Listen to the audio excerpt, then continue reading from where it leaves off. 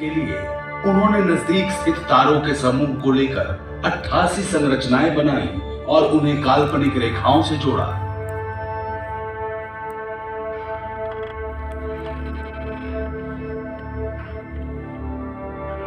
मनुष्य ने अपनी विलक्षण कल्पनाओं द्वारा इन बिखरे तारों को जानी पहचानी आकृतियों से बदल दिया, जिन्हें तारामंडल कहा गया। ये प्राचीन नक्शे सदियों तक मानव को दिशा ज्ञान, सामुद्रिक यात्राओं और समय काल के अध्ययन में मदद करते रहे। इन तारामंडलों को लेकर मिथकीय कहानियां गढ़ी जाने लगी और महाकाश पर्यवेक्षकों ने उन्हें मौसम परिवर्तन, बाढ़ और फसलों की बुआई और कटाई से जोड़ना शुरू कर दिया। रात को दिखने वाले तारामंडलों में से सबसे स्पष्ट है कालपुरुष अर्थात ओरायन। तारों को आपस में मिलाकर जो आकृति बनी वो था ग्रीक मिथक का महान शिकारी ओरायन। इस शिकारी की कमर की सिधाई में दिखने वाले 3 चमकीले तारे दुनिया के कोने कोने में महत्व रखते हैं। आज आसमान में दिखने वाले अन्य तारामंडल हैं आर्सा मेजर या ग्रेट बेयर कॉन्स्टेलेशन, जिसे भारत में सप्तर्षि मंडल कहते हैं, कैसियोपिया रानी, टॉरस यानी वृषभ,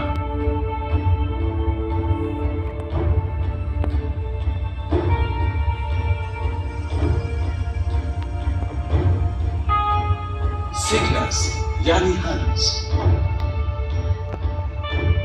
तकनीकी विकास के साथ मनुष्य की नजर अब तारों से भी आगे है। महाकाश के अंधेरे भरे असीम और सुदूर इलाकों तक, जहां आंखें नहीं देख सकती, हमारी आंखों के सामने खुला पड़ा है पूरा ब्रह्मांड, अपनी विभिन्न चीजों और अद्भुत अकल्पनीय घटनाओं से भरा हुआ ब्रह्मांड। इस ज्ञान के साथ मनुष्यों ने महाकाशीय घटनाओं के जन्म, इनकी अग्रगति और ब्रह्मांडीय पिंडों के विकास को समझने का और रात्रि आसमान में इनके रंगों और अजीब मौजूदगी को पहचानने का प्रयत्न किया है।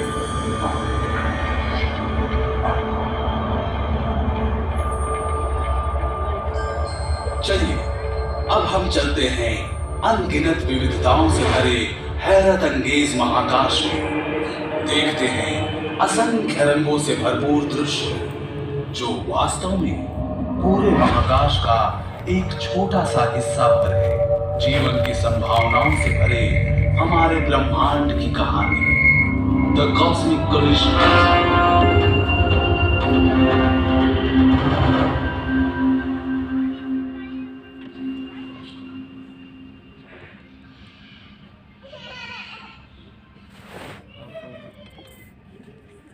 महाकाशीय सागर के एक किनारे खड़े होकर नक्षत्र बहुत शांत दिखते हैं। लगता है ब्रह्मांड में सब कुछ अनुशासित है। जब रात के अंधेरे में अचानक ही कुछ नया दिखता है तो हमें हैरत होती है।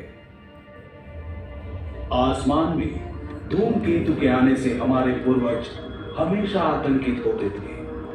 सन 1631 में जब विसुवियस पर्वत का शिखर ध्वस्त हुआ तो उसके जलते लावा से इटली के 2 शहर बर्बाद हो गए। उस समय एक धूमकेतु दिखा और इस अजनबी घुसपैठिए को ही इस विनाश और विस्फोट का दोषी माना गया। 1665 ईस्वी में लंदन के लोगों ने प्लेग में हुई मौतों के लिए भी एक धूमकेतु को ही जिम्मेदार माना था। पहले लोग सोचते थे कि ऐसे धूमकेतु अशुभ होते हैं, किसी अनहोनी को जन्म देने वाले। आज हम जानते हैं कि धूमकेतु शुरू में सूर्य की परिक्रमा करने वाली बर्फीली चट्टानों के टुकड़े होते हैं, हमारे सौर मंडल के ग्रहों से काफी दूर। अगर इनमें से कोई सूर्य की गर्मी के नजदीक वाले परिक्रमा पथ में खींचा आता है तो बर्फीली सतह ठोस से गैस बन जाती है। पीछे छोड़ते हैं चट्टान और धूल से भरी मीलों लंबी पूंछ। लेकिन धूमकेतु की पूंछ के चट्टानी टुकड़े, जो उल्का पिंड कहलाते हैं, धरती के वातावरण से टकराएंगे। टकराते ही ये जल उठेंगे, ज्वलंत उल्काओं का स्रोत फूटेगा।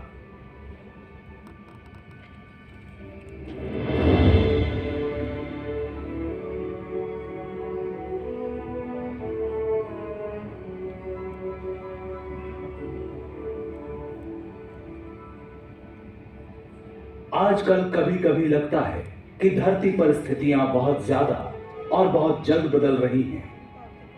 बात सिर्फ धरती की नहीं, ब्रह्मांड में परिवर्तन ही शाश्वत है। नक्षत्र, ग्रह, अन्य निहारिकाएं भी हमेशा गतिशील हैं, हमेशा ही गुरुत्वाकर्षण के चिरस्थायी बल से बंधी हुई हैं। कभी कभी ये आपस में टकरा जाते हैं। ये खतरे की घंटी हो सकता है, लेकिन टक्कर दरअसल फायदेमंद हो सकती है और खूबसूरत भी। चलिए मेरे संग एक सफर पर धरती के करीब और हमारी गैलेक्सी से बहुत दूर, देखिए कि कैसे महाकाश के इन टक्करों ने हमारा अतीत रचा, वर्तमान प्रभावित किया और भविष्य को गढ़ेंगे। हमारे चंद्रमा के जन्म को लेकर कितने सारे सिद्धांत हैं। हाल में वैज्ञानिकों ने एक और सिद्धांत प्रतिपादित किया। समय काल में पीछे चलते हैं 4.5 अरब साल पहले अतीत में, जानते हैं कि उनके अनुसार क्या हुआ था।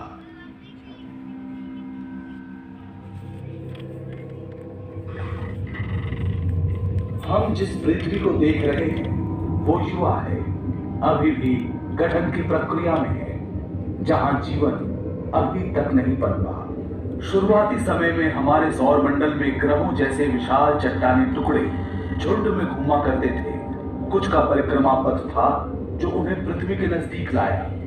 ये थोड़ा ज्यादा करीब आ गया।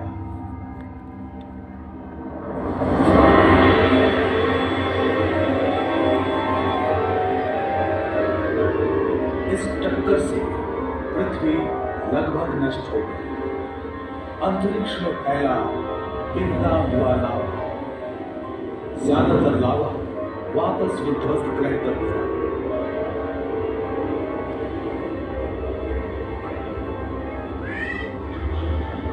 बाकी रह गया परिक्रमा पथ में, गुरुत्वाकर्षण के कारण बाहरी महाकाश में नहीं जा पाया।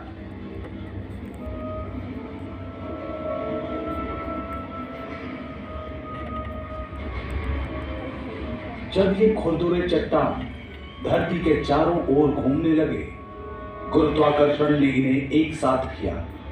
ये टकराते गए, जुड़ते गए, इनका आकार बड़ा होता गया।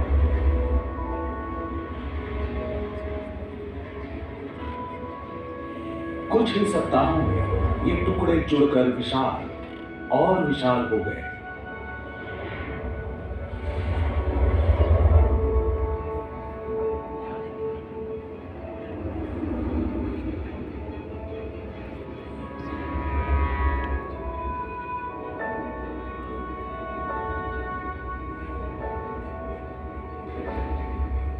एक महीने से भी कम समय में आकार अविश्वसनीय हो गया। चांद का जन्म हुआ। बिल्कुल सही, सिर्फ एक महीने में बना था हमारा चांद।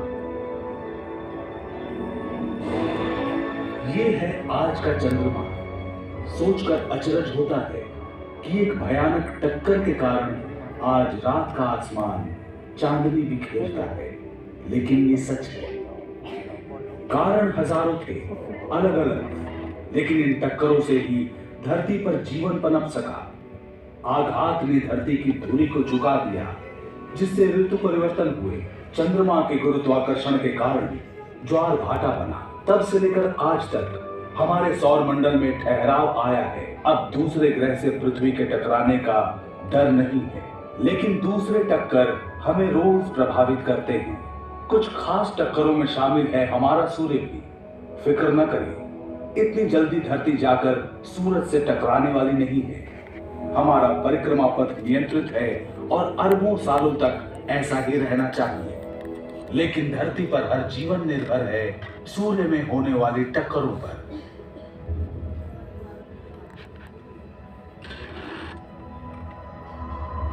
सूर्य एक नक्षत्र है, रात को दिखने वाले दूसरे तारों जैसा। बहुत पास है इसलिए अलग दिखता है, एक बड़ा चमकीला सुनहरा पिंड। लेकिन सूर्य में कुछ भी सुहाना नहीं है। ये जो गहरे निशान देख रहे हैं सौर धब्बे हैं। प्रत्येक धब्बे का आकार पृथ्वी जितना। सौर धब्बे का रंग गहरा दिखता है क्योंकि सूरज पर ये सबसे ठंडे स्थान है। तापमान 4400 डिग्री सेंटीग्रेड। बाकी का सूर्य तो और भी गर्म है।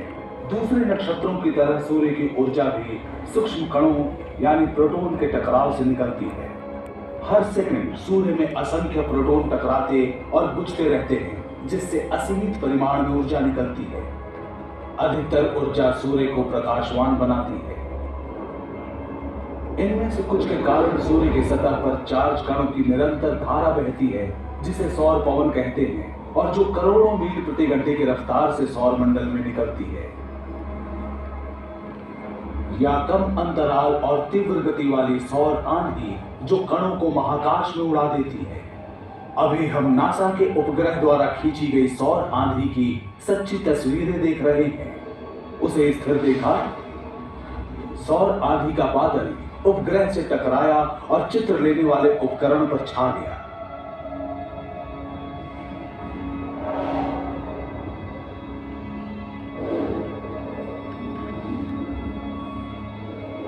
सौर पवन का झोंका हर दिन हर पल सौर मंडल के ग्रहों के पार जाता है।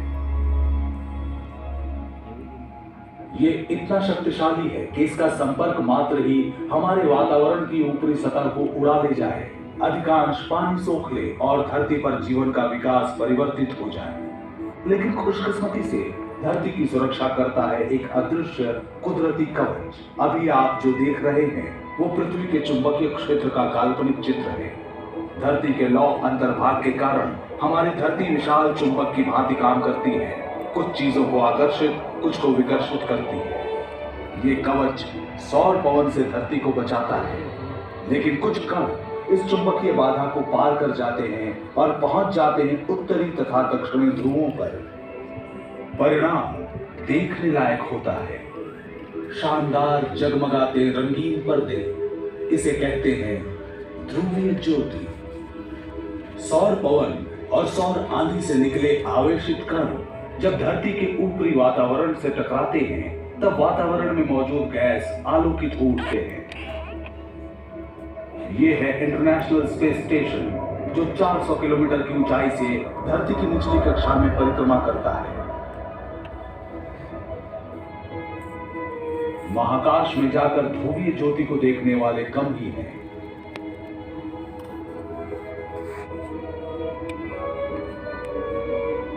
जिस टक्कर के कारण ये ज्योति निकलती है वो धरती की सतह से 100 से 480 किलोमीटर के बीच होती है, जहाजों के उड़ान पथ से भी ऊंचा।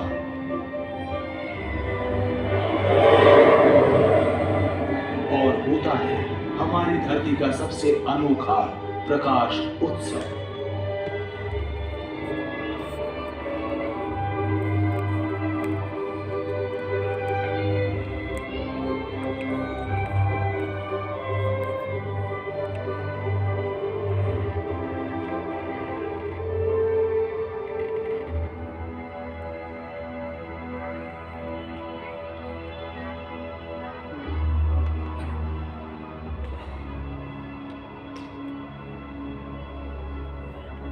लेकिन जैसा कि हम देख चुके हैं, हर टक्कर का परिणाम खूबसूरत और हानि रहित नहीं होता। उनमें से एक के कारण अविस्मरणीय घटना हुई और धरती पर जीवन का क्रम बदल गया। इसकी शुरुआत हुई वहां जहां एस्टेरॉयड सूर्य की परिक्रमा करते हैं। सौर मंडल के प्रारंभिक 20-30 लाख वर्षों में जब ग्रह बन रहे थे, तब जो चट्टान और धातु के टुकड़े छूट गए उनसे बने एस्टेरॉयड। ज्यादातर एस्टेरॉयड दिखाई देने वाले कक्ष में घूमते हैं जो स्थित है मंगल और बृहस्पति के बीच। कुछ और भी करीब हो सकते हैं। किसी भी साल लाखों में एक मौका हो सकता है कि एस्टेरॉयड धरती से टकराएगा, लेकिन 6.5 करोड़ साल पहले एक टकराया था।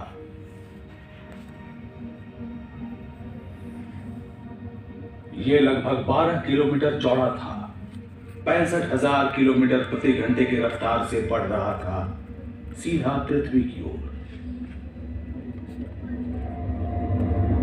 लेकिन हम जिसे जानते हैं तब पृथ्वी ऐसी नहीं थी। मनुष्यों के अस्तित्व में आने से बहुत पहले, जब विशालकाय डायनासोर्स घुमा करते थे यहाँ, उनके दुर्भाग्य से सब बदलने वाला था।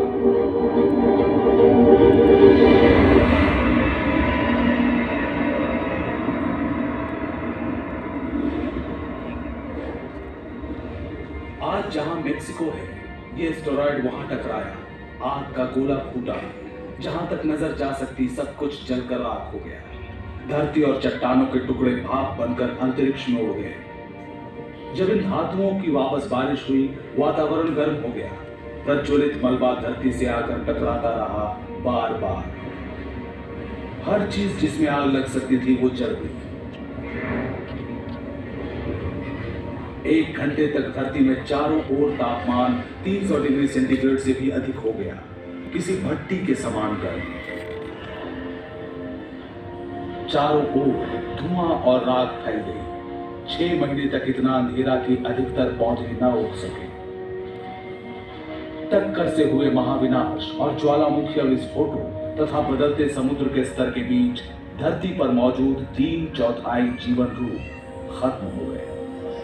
डायनासोर्स का दौर खत्म हो गया था, लेकिन जीवन नहीं रुकता और उस बार भी जीवन बचा। कुछ डायनासोर्स बच गए, क्रमिक विकास होकर बन गए आज के पक्षी। कुछ स्तनपायी भी बचे, इनका भी नया उद्भव हुआ। सच तो यह है कि वो टक्कर ना होती तो हमारा वर्तमान भी ऐसा ना होता। क्या ऐसी टक्कर फिर से हो सकती है? एस्टेरॉयड अभी भी है। अगर कोई एक सामने आ जाए तो हम क्या करेंगे? इन्हें उड़ा देना कारगर नहीं। छोटी चट्टानों का झुंड टूट पड़ेगा हम पर। लेकिन वैज्ञानिक सालों से इन एस्टेरॉयड के अध्ययन और निरीक्षण में लगे हैं। उन्होंने सुझाया है सरल उपाय। गुरुत्वाकर्षण बल का प्रयोग कर हम उनका रास्ता बदल सकते हैं। ये कुछ इस प्रकार काम करेगा। अगर आप एक स्पेसक्राफ्ट को एस्टेरॉयड के पास से उड़ाएं, तो स्पेसक्राफ्ट का लघु गुरुत्वाकर्षण भी एस्टेरॉयड को थोड़ा ही सही खींचकर उसके गतिपथ को बदल सकता है। सालों लग सकते हैं, लेकिन धीरे धीरे एस्टेरॉयड दूसरे गतिपथ में चला जाएगा और क्रमशः पृथ्वी से सैकड़ों मील दूर चला जाएगा।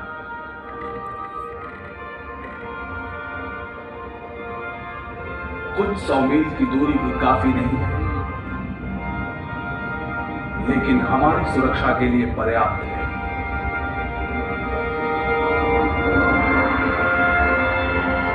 आज ये सिर्फ एक सोच है, लेकिन सही लगती है। वैज्ञानिक कहते हैं हमारे लिए यही सर्वश्रेष्ठ उपाय है। किसी दिन आप में से कोई एक और बेहतर उपाय सोच लेगा, जो महाकाश के इन अजूबों से धरती की सुरक्षा कर पाएगा। हम जानते हैं कि एक टक्कर से चंद्रमा का जन्म हुआ और वो टक्कर आज हर रोज सूर्य को ईंधन देता है। हमने देखा टक्कर ने डायनासोर्स को खत्म कर दिया। हमने सीखा हम कैसे गुरुत्वाकर्षण के प्रयोग से अपना भविष्य सुरक्षित कर सकते हैं। सब कुछ यहीं पर घटित हुआ, पास के महाकाश में।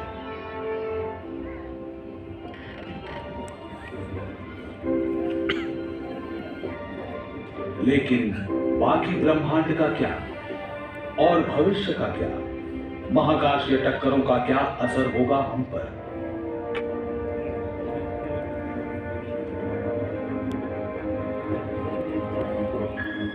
हम आकाशगंगा से आगे बढ़ते हैं, जो हमारे सौर मंडल का घर है। ये आकाशगंगा हजारों अरबों नक्षत्रों और खरबों दूसरे ग्रहों का, साथ साथ गैस और धूल के विशाल समूहों का भी घर है। गैलेक्सी के नक्षत्र एक दूसरे से इतनी दूर हैं कि टकराने की संभावना न्यूनतम है, लेकिन अपवाद तो होते ही हैं। चलिए हमारी गैलेक्सी के मुहाने पर पल भर ठहरते हैं।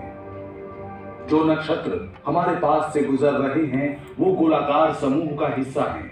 यहाँ सभी तारे ऐसे ठूंसे हुए से रहते हैं कि कभी कभी आपस में भिड़ जाते हैं। ऐसा अमूमन नहीं होता, यहाँ भी लाखों वर्षों में एक बार ऐसा होता है।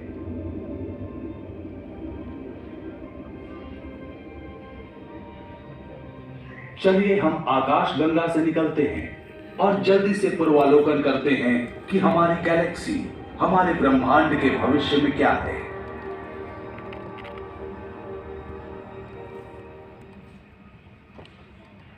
भविष्य में अरबों वर्ष आगे आ गए हैं हम, पृथ्वी से 5 लाख प्रकाश वर्ष दूर। देखिए, आकाश गंगा पड़ोस की गैलेक्सी एंड्रोमेडा से टकराने वाली है।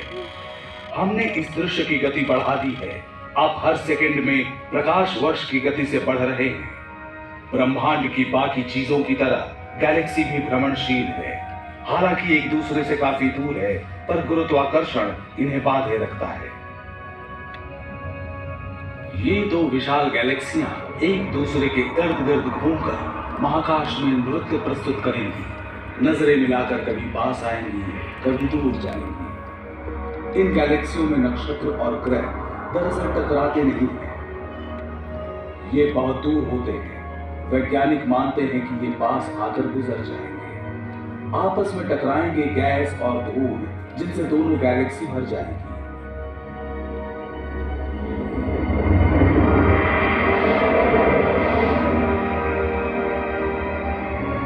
और इन टक्करों के कारण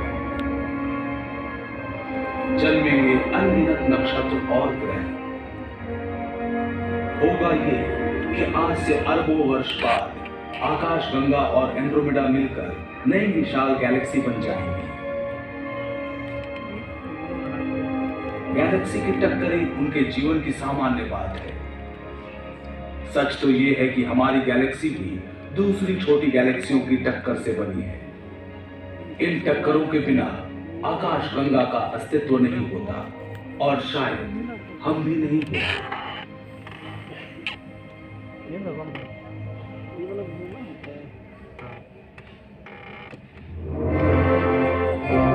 महाकाश की अचरज भरी चकाचौंध वाली टक्करों ने उन चीजों को बनाया जो हमें यूं ही मिल गई। चमकता चांद, सूर्य की गर्मी और प्रकाश, बदलती ऋतुएं, किनारों को छूकर भागती सागर की लहरें। इन टक्करों ने डायनासोर्स को खत्म किया, ब्रह्मांड का नक्शा बदल दिया, गैलेक्सियों को फिर से गढ़ा, नए सितारों, नई दुनियाओं को जन्म दिया। निरंतर विकसित हो रहे विशाल ब्रह्मांड का क्षुद्रतम हिस्सा है हम। कभी लगता है एक छोटे सफर के राही हैं हम, लेकिन हम खोज पर निकले हैं निरंतर बदलते ब्रह्मांड को समझने की कोशिश में। और कुछ नहीं पता कि टकरावों के चलते बनते बिगड़ते इस ब्रह्मांड में हमारी अदम्य जिज्ञासा के कारण अगली बार किस सच से टकराएंगे हम।